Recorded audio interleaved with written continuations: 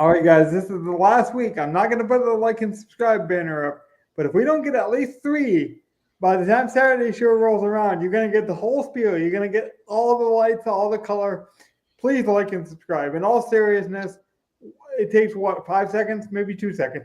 Tell you what, if it takes 8 seconds, I apologize, but still do it because it really does matter to a small channel like ours. At least we're not telling you to hit the notification bell yet, right? And if you got a problem, just comment down below. And comment anyway. I don't know why I did that in that like voice. the camera that was problem. very weird. That is back. It's okay. Because John got trolled. It's fine. I can see Logan's ear, which is good enough. Oh, see, now people are going to be mad about that. See, that'll become a running bit in our show. In all seriousness, though, I really do appreciate the review shows. I was curious, do you guys like them? Because they are like the lowest rated of our content, but I do notice that like they tend to be low rate no matter what. Because I like looked into them. They're my favorite content. I'm not going to, I have my favorite content providers. And I can't wait till Monday. Sometimes, to be truthful, is I will start watching like the review shows, the recaps, as soon as they're posted. So I'm talking like before I go to bed on Sunday, I'm watching some review shows already. I love that transparent energy of like, I wanted to play this. I told you guys to play this. Here are the receipts. I don't know. Maybe that's just me, but I love that receipt energy that like a review show gives you. Does that make sense? I mean, I love the review show. I get why people don't like it, but I feel like it's bad process to not at least look at your own personal stuff. Yeah. Mm-hmm. Yeah, like if you don't want to review our lineups, that's fine. But like take it into account. Like you should be looking over your lineups. Mm-hmm. What was the ownership afterwards? Did you at least get a low owned lineup? Like this lineup here, no problem eating the Kareem Hunt chalk. No problem eating the HH. Like we could eat the chalky running backs because we took our shots on guys who were not highly owned. Gov, I got to be honest. When I hear "eat the chalk" these days, I think of that the Donald Trump meme of "eat the cats, eat the dogs." I'm just saying. Every time I hear that, we're eating the chalk. Every time you say that, almost you know a certain person that I now know I have to say this to their face the next time we speak. See, but like I truly enjoy all the fun like community elements of these review shows. So like if there's something that we're not doing that you want to do, by all means say it. That's always why I always try to personally try to take what we learned this week and apply it to next week. Because I'm like, that is a topic I don't think it's discussed enough. Because we saw it a lot in our comment section, even a couple shows back. Yeah, I was talking about, well, my showdown, if a kicker would have got 3 points. To me, that's another way to like keep the dream alive almost. Like, well, it didn't work out this week, but you know what? I did learn about Marvin Harrison Jr. I learned this. I saw this. It didn't work out this week, but now did I kick the can far enough down the road, Gov? Because you tried to say at the end of the show not to play Amir Abdullah. He wasn't going to get 5 touches. I'm not gonna lie. I don't like to rub salt in the wound. When I'm gonna rub salt in the wound, I want to back up the dump truck. I want to pour it all into your mouth, Gov. I want it to be over. Well, do what you want to fucking do it, dude. I gotta take the L. Fuck, man. What can I say? Bad call on me. I played no Abdullah. That would have actually been good value. Yeah, and other people played Abdullah. So, like, I can't even say it's a bad idea. Oh my God. But in all seriousness, I did bring this up to kind of like roast myself as well. And I want you guys to hold me to the fire a bit on it, if you believe it. But I was listening to the Gilcast with Davis Manick and the guys, and they do the cash open, and they do the tournament. And I think it was Sammy Reed who said something very valuable to me that stuck. He was like, the problem isn't the value, guys. Like, you can get Luke Schoonmaker right. Like, Donnie was against that, and that worked out. But the theory behind Donnie's process of fading Luke made sense. He thought the ownership would be high, and he thought the opportunity would be low. I thought the targets would be there. Actually, Donnie was right. The targets were very low. He only got 4, I believe, but one of them ended up being a touchdown. So anyways, back to Sammy's point, though. He was like, even if you get the value right, it's like that value lineup pretty much, it basically puts you in a range where you feel like, okay, I got Luke and I got Amir Abdullah, I have to play Justin Jefferson. And then if Justin Jefferson doesn't have the good game, then your lineup is still failing. So what it does sometimes, especially when you jam in too much of the value plays, it forces you to feel like you have to then answer with stars. And that can be the wrong approach. He's like, if you like the stars, that's one thing. But if you feel like, oh, the value opened it up, so I have to play this range, he's like, I feel like then the middle ground or that common ground goes underappreciated. And I never really thought of it that way. Like I've heard people say like, oh, Logan, you play too many, scrubs or you play the wrong stars. No, maybe I'm playing the wrong quantity. I don't know. So I gotta reevaluate that. Well, that can be a good thing to look at. Like I look here and like when I review, it's like, what was I expect? What kind of production was I expecting? Mm-hmm. What did the game produce? Did I just get unlucky? Yeah. Like personally, Mike Evans, in a game where Tampa puts up 30, only got me 5 for 68. The fact that that's not like 6 for 80 and a touchdown is like literally like all he would have needed. Well, to be fair, I also like that game playing a receiver from it. My pick of receiver, Raekwon McMillan, only had 2 points with 1 catch. I mean, no, well, what you needed was Bucky. Well, Bucky. yeah. Well, I did have some Bucky personally as well, but yeah, I know Bucky. For McMillan to only have 2 Bucky. targets, and you have how many targets did Evans have? Do you know? Probably 7. I think. No, I think I'd have to check. Hold on. It's right on your screen, Logan. So he had 5 receptions. Yes. 6 targets. I mean, so only 7 targets in a game where they put up 30. Like that's not usual for Tampa. Yeah. Bucky just happened to have like a muscle hamster game. Like it was crazy. Looking at the numbers, he also had the lowest average of catch this season. Now you might expect that coming back from injury. They're going to ramp him up slow. They're playing, obviously, let's be honest, a Giants team that looks defeated. And then, they're already not good in the secondary, even if they were fully motivated. So maybe you'd expect like not a high scoring game, but like he did see the lowest average, like I say. That's true. I actually think this is I do think, like, again, I think it was an okay process to play him at that lower ownership because, like, he could have nuked even with, like, 6-7 targets. If the Giants had put up any kind of resistance, he probably would have thrown more than ran more. Like, we'll see. Like, that Seattle-Arizona game not going off, that hurts. That hurt 2 of our guys. But that can be the one downside to stacking. Is like, well, when you stack, then when one game goes wrong, your whole lineup goes wrong. It's like, yeah, that definitely can happen. But when that game goes off, your lineup is right there at the top, probably with a low-owned play. And again, like you mentioned the Seattle Seahawks, so I pulled up Kenneth Walker, who we played. This was a game where Kenneth only averaged 2.6 yards per carry. That's terrible. Yeah. Now, even the game script of this game said Ken Walker could have still nuked. Yeah. But then he doesn't.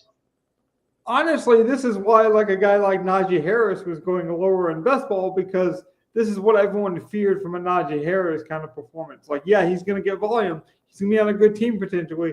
They're going to be known for their defense. Like everything we kind of have been seeing from this Seattle Seahawks resurgence, a better defense, the workload's there.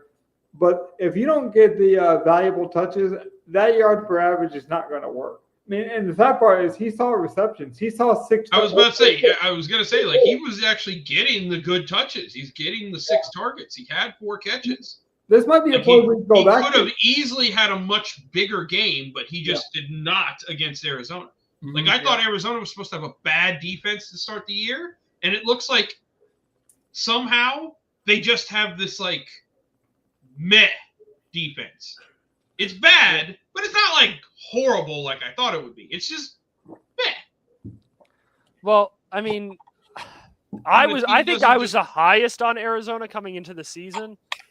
I thought they were going to win like 7-ish games. They might exceed that. Yeah, I'm still skeptical. Well, I mean, the whole division's like, isn't the like The Almost best the in whole the division division's at 6 and 5. Yeah, the best in division 6 and 5. The worst I think is 5 and 6, maybe 4 and 6. No, it's either 5 and 6 or 6 and 5. Like everyone's within a game of each other, and I think 2 or 3 of them are all tied. So it's like the NFC West is a crapshoot at this point. It's fun. It's good. I personally would say it's probably Seattle. 5 and 6 is the worst, and Seattle's at top at 6 and 5. But Arizona's also 6 and yes. Arizona's also 6 and 5, and then San Fran and the Rams are 5 and 6. Yes. Yeah. So I don't know fun division. Who do you actually think comes out on top on that division? I'd imagine. To be fair, San Francisco can still come out on top. I truly imagine it's going to be the Niners.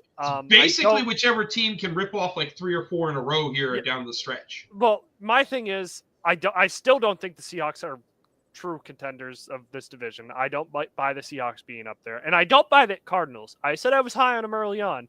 There is not enough talent, I don't think, to be able to make a late season push and continue this out. This is where the real teams will start to come out. I don't think the NFC West has a real good team anyway right now, but I have to go back to it's going to be one of the Niners or the Rams. I'm certain of that. See, and I'm thinking it's either Seattle or the Rams, unless the Niners get their shit together. The Niners Purdy's going to have to come back, and McCaffrey's going to have a big game before I trust the Niners to win the division. And instantaneously, too, Gov, because I believe I saw the Niners have like a 16% chance of winning the division based on a lot of people's projections of what the other people in the division are going to do in strength of schedule. Because you're saying like the skeleton key is the injuries, and if you rush any of those soft tissue injuries, that's going to be a bad news. I really appreciated that you guys let me kind of like sulk in the wounds or make fun of the things that we were wrong about, because it also helped us not be wrong about other things. Like truly, I think if I convinced Gov, for example, to play Amir Abdullah, you would have done exactly what I did, and you would have paid up for a guy that underperformed that was a lot more expensive. Well, I will say this, just while we're talking about the division. The highest percentage chance, and this next week's going to be very important to this percentage, is Cardinals have a 51% chance, and they play versus Seattle next week at home. So I think that's why they have the bump over the Seahawks this percentage-wise. But it's the Seahawks have 46%. Like everyone's not even close to. I'm gonna. Yeah, I kind of think it would be Seattle. But like I could see it being almost anyone else if they can like I'd have to look at the schedule. Like who's gonna rip off like 2 in a row and can make that 3 in a row? I'll be honest. They win the division. Yeah, I'll be honest, and you can say it's narrative because maybe it is partially like some percentage is me being a Matthew Stafford fan, but I believe that he is the best quarterback in the division by far. I think they're the most talented team and the most injury-free at the point. Like their injuries happened before, and now they're the healthiest. Like we still haven't seen very many games with Cooper Kupp, Kyron Williams, Stafford, and that whole team. And now we got to hope that the 49ers can have a turnaround similar to what the Rams are experiencing now. But we'll see. The thing about Dunze of sub-10. I honestly thought a Dunze would be more popular. Yeah, I think he would have been, honestly. Another guy like in Chicago puts up 27. Yeah, Dunze could have easily been like one of the dudes. It didn't have to all go to Keenan Allen that day. Donnie, you've been quiet. Do you have any takeaways over this line? Because I got one more, like really one I want to hit on, but I want to get from you. Oh, and DJ. Nothing. I think you're muted, sir. Yeah, this lineup, the only thing that makes me like why is we played Marvin Harrison Jr. and we wanted to play McBride, and we probably should have just double tight end because we know McBride is going to be good no matter what, and he can get that role, and he had his career day yesterday. I feel like this is becoming a bit though, because we made the mistakes earlier this season, and then we said we were going to circle back to it. We are transparent, if nothing else. We did circle back. because in the beginning of the season, we played all of Evans and none of Chris Godwin, and we made a similar mistake. This week, you'll see it in our other lineup, we got to McBride. So this lineup, we played Marvin Harrison. The other lineup, we actually played McBride in the flex. So that is something I will give us credit for, because to Donnie's point, like, we had to diversify. We probably should have. We liked that game, obviously, the game environment. And this was a chance where we actually got to put our money where our mouth is and actually play both of them. It didn't matter because none of our lineups on DraftKings won. Luckily for my props, you know, I was able to basically make a small bit of profit on DraftKings, which will be my ending topic of the night. But we can get over to the other lineup. It's actually a good transition. Well, that lineup still has DeVito in it, so I want to just bring something up. I guess DeVito ended up getting hurt that game, and they're not sure he'll be able to play next week. So we might get a Drew Lock. Drew Lock on Thanksgiving? We might get a Drew Lock Thanksgiving Day. Drew Lock versus Cooper Rush. that is a football game. That is indeed. That is the most Thanksgiving football game in the recent history. And it's the middle game where everyone goes to sleep after eating. Honestly, before they wake up for the night game. There's only one guy here that deserves to play the puke stack and actually. And I will say, I am not playing any neighbors right now. But if they have a quarterback change after his tantrum he threw, and let's be honest, he might deserve to throw that tantrum. But it was a full-on tantrum. It was, give me the bottle, warm it up to my specific temperature, give it to me the way I want, otherwise I'm going to get mad. And he's been doing it, and he might get his way. And it's almost like when a coach gets fired. You better then perform, and so I will play a lot of neighbors then. I don't think that was a tantrum at all. He was not complaining about Tommy DeVito being the quarterback. He was complaining that Daniel Jones got cut. Like, it made no sense to cut your best quarterback on your roster. Sorry. Just made no sense. That's what his tantrum was about. He's not your best one. He's not your best one. Drew Lock is probably not the best Drew Lock is awful. Drew Lock is so terrible. Is Daniel Jones. Daniel Jones at least has some sort of talent and mobility. Incorrect. Drew Lock is a statue. You the dude who tripped on the goddamn 80-yard wide open run has mobility. Fuck off, dude. No. Maybe that is not what you get to say. You cannot watch him run around the way he does and not say he's a little mobile. He's the most mobile on that roster. He's terrible. He can scramble a little bit, sure. He's like terrible. I can't say you can't but like he doesn't need to scramble. He just needs to stand there and like throw the fucking ball. How are you gonna stand there when you have no time to stand? That's what quarterbacks do. You stand there and throw the fucking ball. That's if you have Danny dimes for you. Not a Danny dimes, throw the dime. This is the perfect opportunity for me to segue. That's like saying Drake May should just stand there in the pocket. He can't stand there in the pocket. There is no pocket. True, but here's a good that's an organizational problem, not a quarterback problem. That's exactly what Neighbors said. That's what Neighbors said. Yeah, and maybe it's right, or maybe Daniel Jones sucks. He's not wrong. Two things can be right. Two things can be the same thing at the same time. But, and by the way, me and Donnie might get to settle that bet between who's better, Drew Lock and Daniel Jones, and the UFL, which we also cover every spring. I think both of those quarterbacks are high. Daniel Jones will not be a UFL quarterback. Oh, that would be the most hilarious thing. He would torch the UFL, I think.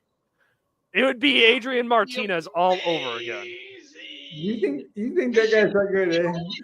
It's like, I'm only going to play home games, though. Yes, Adrian Martinez, who is a practice squad quarterback, I think is probably a little bit worse than Daniel Jones. Yeah. He'll play half the games of the year in the playoffs. That's it. You know what? Whatever team he signs for. I'll say it. Since we're talking about Adrian Martinez, UFL shout out. God, let's put Aaron Rodgers in IR. Get some Adrian Martinez starts in there. No. Okay. So speaking of falling over yourself at the 80-yard line, not scoring touchdowns, the Daniel Jones rant, we're going to get back on track. Hopefully, we don't derail again. Let's talk about this lineup. I already thought this train going wild. I thought we played Good. McBride because I played so much of him in the personal. We did not. This was our second lineup. You know, I told Donnie live, I'm really encouraged by losing this week because I'm like, I think we're like, you can look at this lineup. There are not very many snowflakes. Sure, we did not hit. Like, we didn't have any steamers, you know, any flames, too many of them. St. Brown didn't go off. Snowflakes are pay-ups, though. Josh Down didn't go off. True. But Metcalf didn't go off. I cannot play. I refuse to play Josh Downs with Anthony Richardson as starting quarterback. It doesn't work. Mm-hmm. Maybe just the Indy offense in general doesn't work with Anthony Richardson.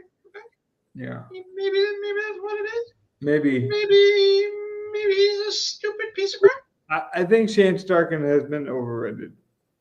Maybe worse than Lamar. Quite a bit. I mean, is that's such a vote of confidence, seriously, for Lamar, though? Is everyone like, as soon as these running quarterbacks come into the league, they want to compare him to Lamar Jackson? Maybe instead of doing all that, we just got to admit that Lamar Jackson's like a rare 101.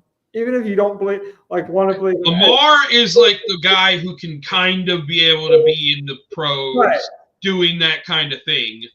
There's very few that have ever done it that do it that way. Well, I do want to say, because no one can argue otherwise, this is by far Lamar Jackson's best season as a passer.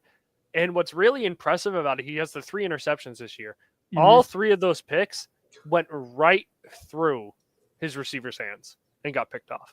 That is so good. And for this end of the year, I know obviously he's probably thrown picks that were dropped as well. Mm-hmm. But for a guy who's supposed to be a runner and, you know, whatever, running back jokes aside, this is an amazing season for Lamar. It's been so fun to watch.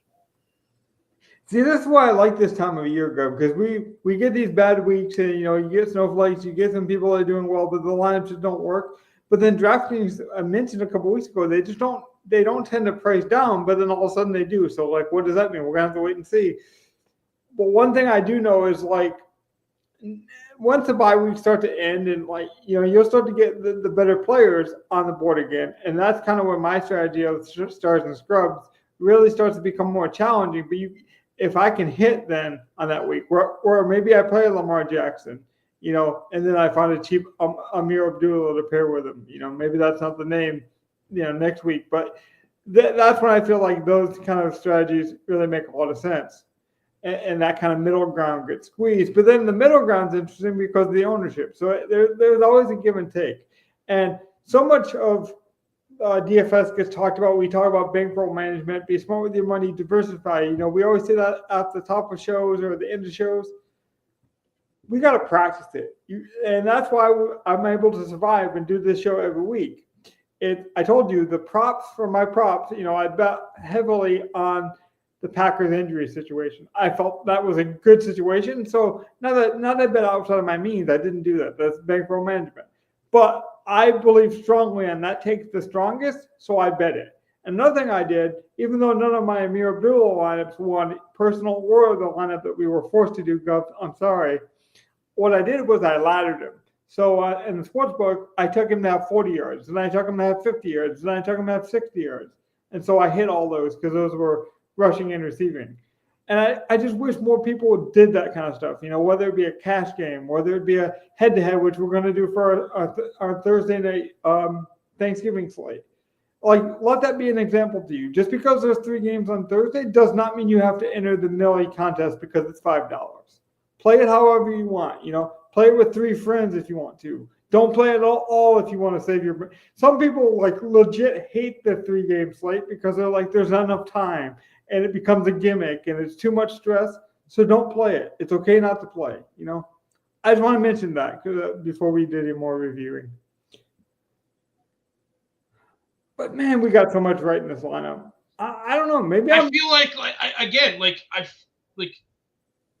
somehow we didn't have enough of the right pieces of Miami. We had H.A., but we didn't have Jonnu. I had Jonnu in a couple of lines. Oh, my best ball savior, Jonnu Smith. I love that man right now. Okay, I'll allow it. We can talk best ball for a minute. What do you got? Who you No, got? we don't need to do How are we doing in ours? Yeah, can you pull up our best ball, Logan? Do you have it? We have a Joe Burrow Chase team that's doing very well. We're in third place, I believe, still. And we made up major ground on second place because he got unfortunate. He had no quarterbacks this week. Yeah, Like, which one is ours that we did together? This is our best one that we did together. This is the Joe Burrow team I'm talking about. And we are in third. We are 80 points back of the top of the line. That's still tough to get back. Okay, from. but let's see what we got. Hold on. So we have Kyler. He had a bad week. We have Chubb. That's nice. Walker, again, had a bad week. Addison, that's nice. Caught that here. That helped. So did McBride. So this is a full, okay, so we have Kyler and McBride. Let me show you the and Hawk. Kyron, okay. Kendrick Bourne, Troy Franklin, solid. Elijah Moore, that's okay. Chase was on bye. ETN was on bye. Okay, so it is a Burrow-Kyler lineup. And that's the reason it's in third place. Shaheed, okay, it had Shaheed, so it was doing good early. Yeah, Quentin Johnston, Kendre Miller, meh. Roman, or is that Russell Wilson or Roman? That's Roman. That's Roman. Unfortunately, this is our biggest injury team that we had. Yeah. But we had so many of the island games with JJ. Yeah. And we had the Quentin Johnston 4-drop game this week on 5 targets or whatever. Oh, Quentin Johnston. But this team has been making always do it so much ground because we had a lot of injuries in the early season. I mean, we took a chance on Hawkinson, on Nick Chubb, and we got lucky with the Hopkins going to another team and actually getting used. But we have 2 very solid tight ends. Yeah. Like we have Chubb, Walker, and Kyron. So that's 3 very solid running backs. So to start 2 every week. 2 very solid tight ends to start with 1 every week. Like it's just our wide receiver core. It's like, can Addison, Hopkins, Thielen, Chase, and Elijah Moore, because those 5 will be the ones that are on the field the most. Yeah. We got Troy Franklin, Kendrick Bourne. They're not on the field all the time. The other 5 are basically the number 1 or number 2 on their team. How many weeks do we have left till playoffs? 2? Playoffs start week 15. So we have to be in the top 2. So we have 2 weeks left. At the end of week 14. So we have week 13, week 14. But this guy does not have the only quarterback he has left is Brock Purdy. So if Brock doesn't play this week, he's in major trouble. Brock will play this week from what I'm hearing. There's almost no way he misses. Let's look at the rest of his team. Okay, so Henry's very solid for him. Connor. But even first place isn't too far ahead. Does he have another running back? He has Swift. Does he have and he has James Cook. Okay, so he has James Cook. So like he actually has an okay running back. Taysom Hill has been really helping him too. Yeah, Taysom Hill at tight end or flex has been a boom for him. That's the only reason he's ahead of me. Somebody who was on our draft list. Taysom Hill doesn't keep doing that. His Trevor Kirk secondary stack, I don't think does him any good. Now, there it should mention because it actually has DFS relevance as we get back to the lineup for this next week, is Peterson's going to try out Trevor Lawrence to see if he can play. And it sounds like if they don't like the way he practices, then they'll shut him down to have surgery. But he wants to play. I guess he wants to be a gamer and be out there for the guys. He's a really talented guy who just hasn't went his way. I get very strong Matthew Stafford vibes off of him. See, here's what I love though. That talent for so long. Go back to your best ball real quick. Okay. See the play action. No, not that. Just like the front page. Got you. Okay. I love how to look at this. So ours, we're third with 1640 behind 1780 at first. Whereas in that play action that you did, it's basically the same, but you're in 5th. So that one has a lot of room to wiggle in the last 2 weeks. Yeah. Well, I know I have one team that has about 16 as well. And that is like 5th place, and the top 2 people already have like 2,000 points almost, and it's just so disappointing. So you can get really lucky or unlucky, that's for sure. I don't mind getting to it because I mean we always mention diversity, so I'm glad we were able to show it off transparently. So we've gotten a little lucky with that 3rd place team that nobody's really ceiling either. We have not reviewed the spread picks though, Donnie. Do you have that up? I do have it up, yes. Okay, let's do that really quick and then give the people some like thoughts for this week, especially. Well, I have something else to talk about too if we have time. Just a little extra thing on the NFC West. But our group pick, this 2-game losing streak now has us tied. Mm-hmm. We're at 6-6 because the Commanders can't figure out how to beat the goddamn Cowboys in the most ridiculous end to a football game I think I've ever seen. I don't know if you want to touch more on that game because it was just so wild and how big fantasy-wise that last 3 minutes was. No, I mean, come on. There's plenty of football games that end with special teams touchdown followed by deep bomb followed by special teams touchdown. I did not watch special teams touchdown followed by deep bomb followed by missed extra point followed by special teams touchdown. And see, that says it all because I did not play very much of this game. I didn't expect a good game. And then when I did look over at this game, because I do have like red zone and the whole NFL package, every time I looked over and saw like special team stuff, I'm like, that has no fantasy relevance. On to the next. But I will say I glimpsed over as the games were ending. I'm like, it would be this game that the Commanders just lose and just look embarrassingly bad because it was our group pick. So it does have carryover. Well, doesn't the defense get that special teams touchdown or no? Both the player and the defense. Both of them, yeah. So Turpin got a touchdown off that and a defense for the Cowboys. Not that many people played the Cowboys defense. So it had a decent amount of fantasy relevance, Logan. Speaking of relevance, though, and carryover, that's what I was saying is I do think Turpin and the Cowboys defense will get more ownership for the Thanksgiving slate. That's basically what I was getting at. Like, because it's only a 3-game slate and people just saw it, Donnie, watch Turpin and the Cowboys defense will be paired up like a quarterback wide receiver stack. Who do they play again? The Giants. Don't they? I mean, I think that would have been a high-owned defense anyway against the Giants. No, it will be, but I'm saying that people will purposely do that stack now where they will play the cheap one-off wide receiver will be Turpin. And the rest of the picks, I was the only one. Is that going to be your cheap wide receiver? No. Am I going to be able to snipe him in our cage match? You can have him. Gov went 2-0, putting him at 17-7, very far in the lead.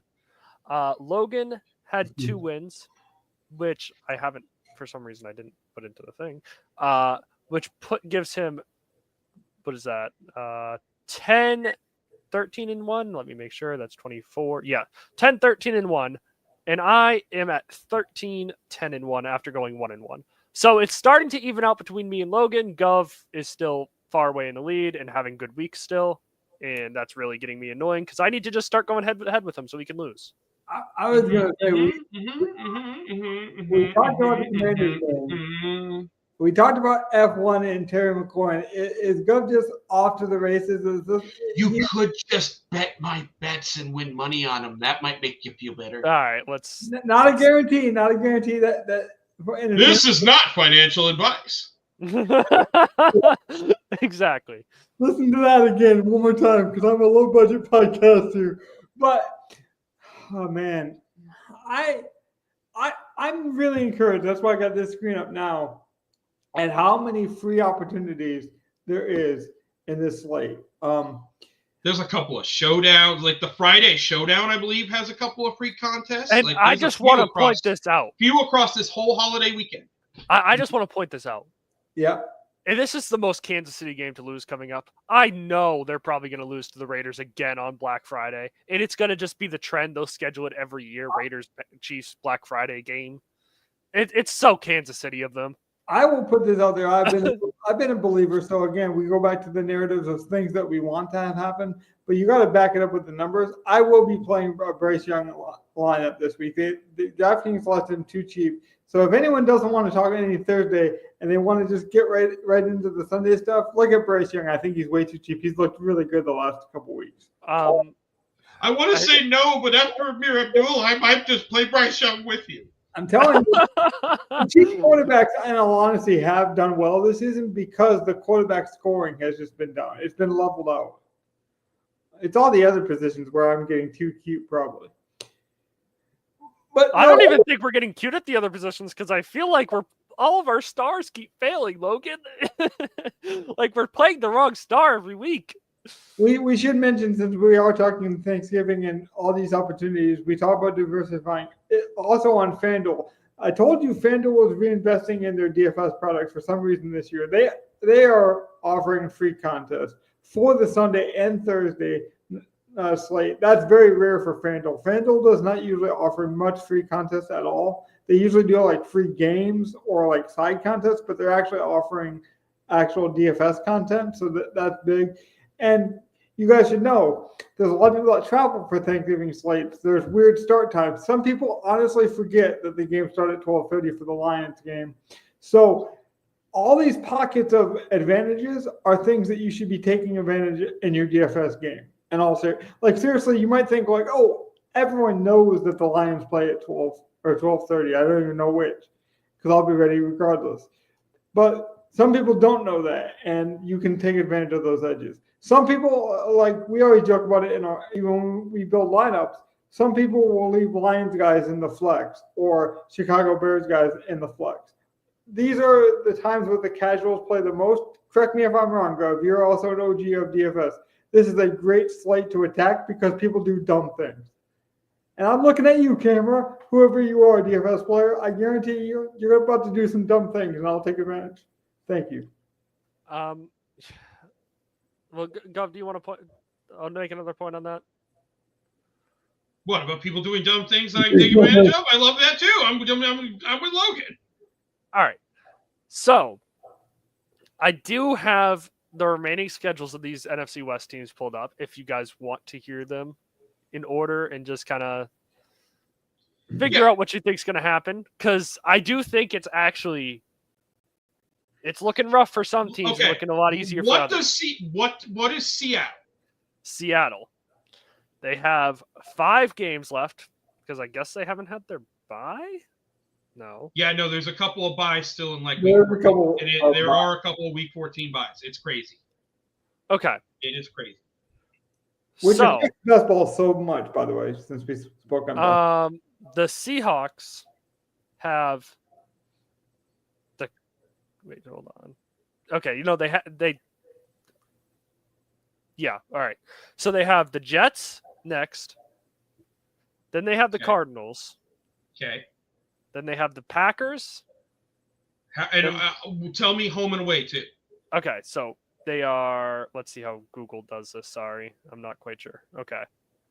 So they're at the Jets. Shouldn't matter anyway. I should win that. Okay, Jets. They are at Arizona. Mm-hmm. They are home for Green Bay. Mm-hmm. They are home for Minnesota. Mm-hmm. They're at Chicago and at LA. The Rams, right? Yeah. So all of their divisional games are road games. And their home games are Green Bay and Minnesota. Mm-hmm. Yes. That does not bode well for Seattle, in my opinion. I don't see anywhere in there they're going to win like 2 or 3 in a row. All these are cute stats, but like the Rams have the best quarterback in the division. That's by far clear. That was the next team I wanted to hear. What is the Rams' schedule the rest of the way? The Rams' schedule the rest of the way is they are at New Orleans. Off a bye, though. New Orleans is coming off their bye. I don't care about any of that other stuff. At New Orleans. They are home for Buffalo. Okay. They are at 49ers. Okay. At New York, the Jets. Okay. They're home for Arizona and home for Seattle.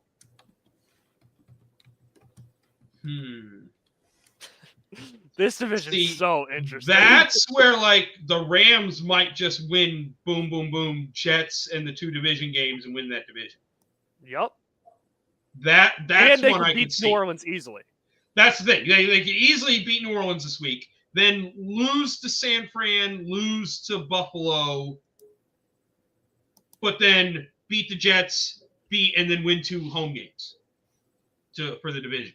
Yep. Like that seems very plausible to me. What can Arizona do? Arizona. See, this is where I think it gets the most interesting. They are away from Minnesota. So they go to Minnesota? Yep. They are home for Seattle. Okay. In Minnesota, host Seattle. They are home for New England. Okay. They are away for Carolina. They're away for the Rams. And they are home for San Fran. See, I can see a 3-game win streak there, but then I think it really all depends on where the Rams are at that point. That Rams being a game back now kind of hurts. Yeah, this division's really like Arizona close. has a path to block the Rams. If they can beat the Rams, they are in. Seattle has a really tough schedule, but if they can break off a 3-game win streak like the other 2 could, then they probably win the division anyway. And then, I guess as a formality, what does San Fran have? See, this is where I think we're all going to be kind of out on San Fran. Like it. They are away for Buffalo, which is really tough. They are home for Chicago. They are home against the Rams. They're away in Miami. They're home for the Lions, and they're away for Arizona. That's a tough end. I mean, they're too far behind, I think. Yeah, that's a little I mean, they could still win a wild card maybe. But no, the wild card pretty much. One. The only spot available is that 7 seed because the NFC North is taking 3 playoff spots. That's pretty much guaranteed. So you're basically fighting for that 7 seed, and there are a couple teams in that 5. Well, to be fair, technically that's where Minnesota comes into play. Beating Minnesota from any of these teams can secure them a wild card spot. Still, Minnesota's going to be is so far ahead of them, though. I don't know if it's possible for that to happen. Really? What's Minnesota's record? Minnesota, I think, is 8-2. Yeah, they're a game or 2 ahead. That's like 4 games ahead. Not when you have a head-to-head. Like if they win the if any of these teams were to win their head-to-head against Minnesota, the head-to-head matters. They're immediately a game back with the tiebreaker. Well, I think their best if bet. Minnesota, now you gotta look at Minnesota. Who are they playing? They probably got to play Detroit still and Green Bay. Well, Green Bay's in the same spot as Minnesota. They might cannibalize themselves. Green Bay and Detroit might whoop up Minnesota the second half of the season. Minnesota doesn't even get a playoff spot. That's what I was. I'd be shocked, especially if they were to lose to Seattle or Arizona or San Fran.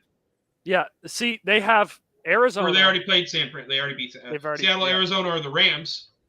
Yeah, they have Arizona at home. They're at home for that. They're at home against Atlanta. They're at home against Chicago, which is 3 home games in a row in December is really nice of the NFL. They're away for Seattle. They're at home against Green Bay, and they're away for the Vikings. Or for the Lions, sorry. But that's what I was telling you live. So they still have all 3 divisional games. Yeah. Most and teams a Kirk Cousins revenge return game. It's true. Yes. In Minnesota. Minnesota could easily falter at the end of the year. They could, but their defense has been so well. All their offense has to do is not suck. There's weaknesses on the outside. Yeah. I'm not a big buyer of this Minnesota team. I think they're a first-round exit. For this.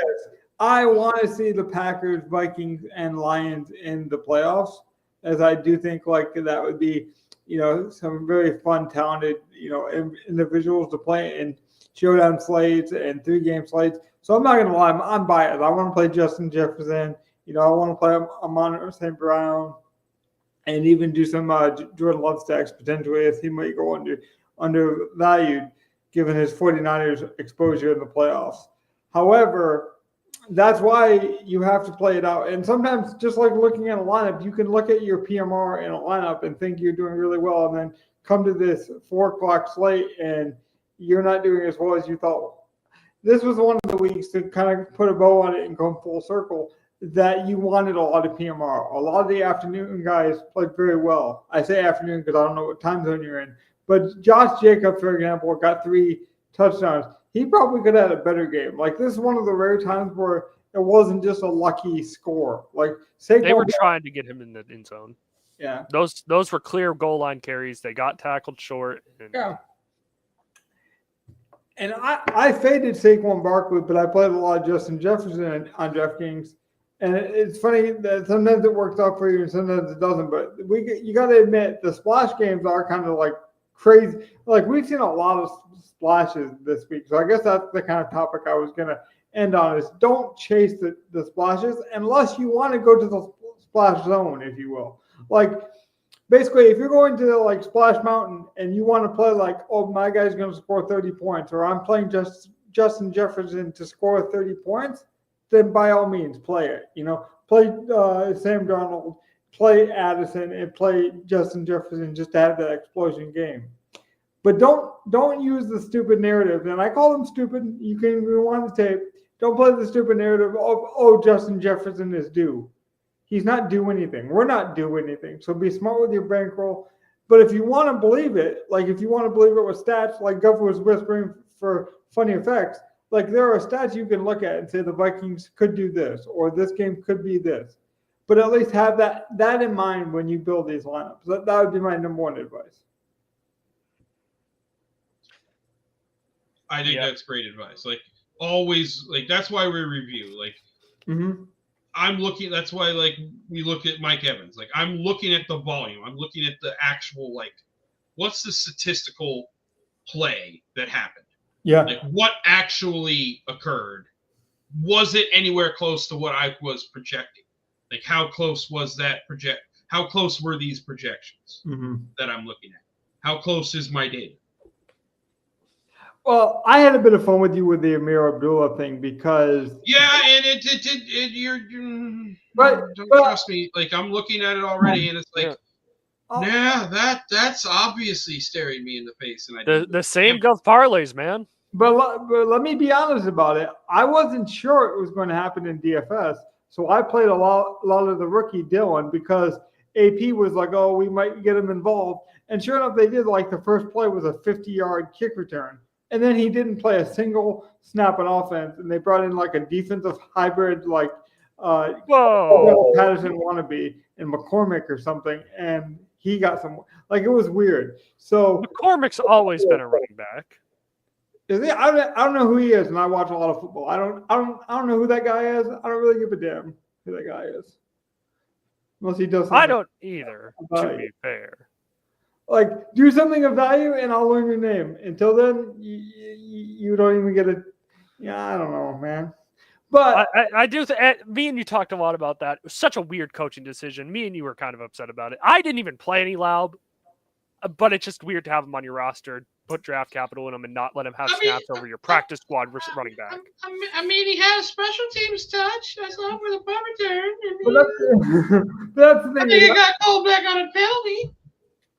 I can be mad that AP like basically hyped him up for no reason, and that's why I'm mad. But not the results, because like the results once the actual 1 o'clock time starts, your lineup is concrete. Like, there's nothing you can do. It's all the stuff before the lineup goes lock that you can make changes. So I played it for that reason. I'm not so into that. But unless you guys got anything else, we do have a special show. So speaking of getting your beauty rest, we will be back for the Thursday Night Slate tomorrow night, right?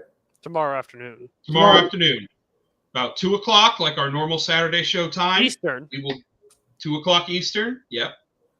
We will, let's say 2:15ish, but something like that. 2:00 or so. Yeah. Yeah. We will be here for a lineup builder cage match. Do you want to explain it? Sorry, we don't have music.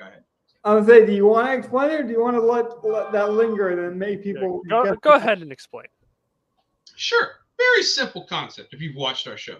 We have one of our lineups, the draft lineup, where we'll start the show by picking a random number and see what draft order we get. And then we will do the cage match, where each one of us will draft a lineup. So me and Donnie will share our lineups, and Logan will share his lineup. We will be able to switch between the three of them. We will each draft a player into our lineup until we complete all three of our DraftKings lineups. And we will not overlap and take another player. Once he's taken out of the pool, none of us can take it. On a 3-game slate, are you sure you're not going to play Kavate Turpin? Now, Gov, you know this as well as I do, and this is not out of school, I hope, but we're part of a DFS community, an expert DFS community. We ran this idea past some people that are new to that community, and they were like, why are you guys doing that? That sounds incredibly hard. And that's why I'm excited for it, because we are going to have to do some interesting things. We're going to have to be different, but we're also different of thinkers. So I'm curious to see the value that gets left on the board. Do you guys remember how our cage match went last year? Because I do remember how it finished. I remember it being a runaway. I think Gov won it, right? No. It was a runaway for the top two. Me and Gov, I believe it was. Yeah. Yes. It came down to the last game, and it was a 2-point difference on the last snap and a garbage time play. That makes sense, because I'm either going to win by 50 or lose by 50, like the way I play. That's very true. And again, I ask, are you not going to take Kavate Turpin? No, that's not a chance.